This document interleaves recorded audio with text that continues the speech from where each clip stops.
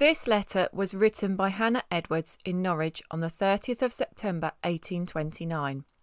It was written to the overseers of the poor for Holt and forms part of an appeal for poor relief.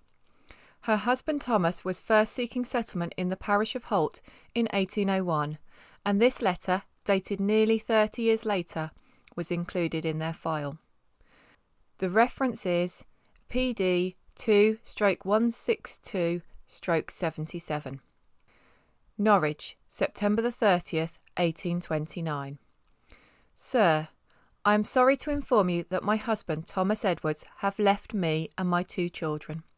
He left me intent to go and seek after work, and when he got to London, he heard of a ship going to America at New York, and he sent me word that he was a-going to America in that ship. Now, sir, I and my 2 children are left to God and the wide world, for, sir, he took all the money that he could get along with him. He never left me 1 shilling. Now, sir, I and my children are left to your mercy, and, sir, if you do not send me some relief next week by Mr. Wade, I must apply to the Corporation of Norwich for relief for me and my 2 children. And, sir, I am sorry to inform you that I am in the family way, and expect to be confined some time the next month. So, sir, you must think that I am left very uncomfortable, but I hope, sir, that you be a friend to me and my children. Hannah Edwards.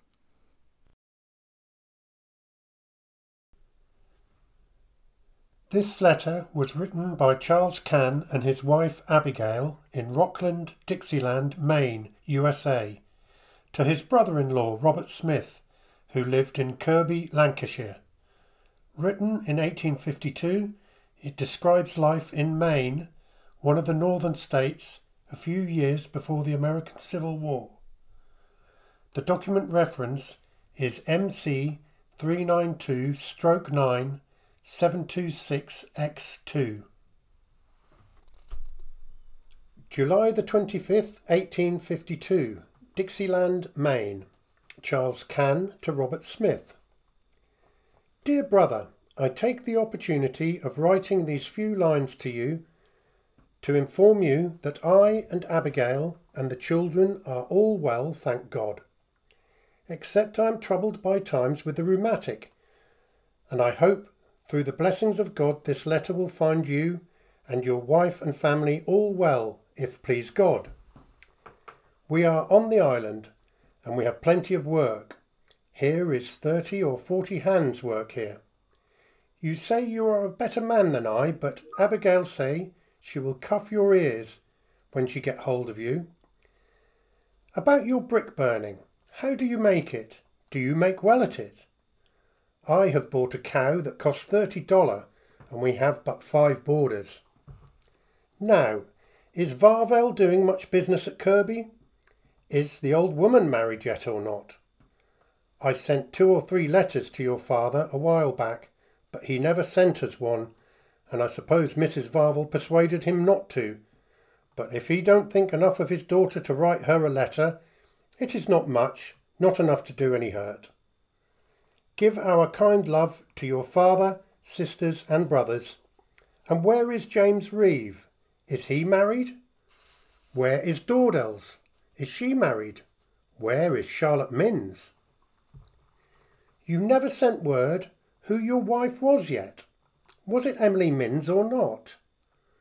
Where is James Taylor? Now, you must excuse my writing because I am in a hurry. You can write to me when you please and direct your letter for Charles Cann, Rockland, Dixieland, State of Maine, North America. Do Sarah think Levi will ever marry her or not? Where is Fuller Blake? Where is my 2 sows? Where is Serbna Youngs? Give our kind love to all inquiring friends. Remember us to all your friends. Is there many folks leaving England to go to California? Because there is a great number leaving the United States.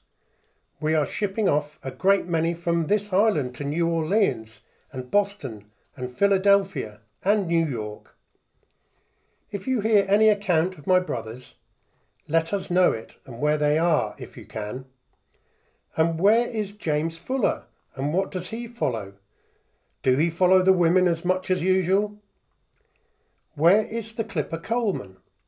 If you could let me know John and William Coleman's directions, I would send to them, because I am acquainted with some folks in New York from London, and so I could make out the Colemans. We cannot send the children to school from this island. How is potato crop in England? I set 4 or 5 bushels, and they look well yet. I set them and used them in 7 weeks. This is a better place than England, and so you must leave off making young ones and try to come to the States, and then you will be as good a man as I. This is a pleasant place in the summer, but 'tis cold in the winter. Here a great many get froze in the winter. We can catch plenty of codfish and haddock in the summer, and sometimes the herrings come in close. We had a great to-do here in Maine last fall. The steamboat Boston brought 2 barrels of new rum from Boston, and they put into a place called Bangor. After the captain went ashore and gave the mate orders not to let any man come and take the rum before he came back, and soon after he was gone there came an officer and 14 men to take the rum, but the mate forbade them to take it, but they would insist of taking it, and so the mate shew fight and the crew also. The crew cleared the boat with anything they could lay hold of, and left 1 officer for dead, but he recovered. After that the mate was taken and got bailed out for $1,000, and afterwards he stood his trial, and the law stood his defence, cleared him. I suppose this is a little news for you on this work. We go to work at sunrise and work till 6, and then get breakfast, and after that work till 12, then dinner, then work till sunset. Are not them long days? So, dear Robert, we must conclude with our kind love to you and your wife and family, and we still remain your kind, loving brother and sister, Charles and Abby Cann, to Robert Smith at Kirby.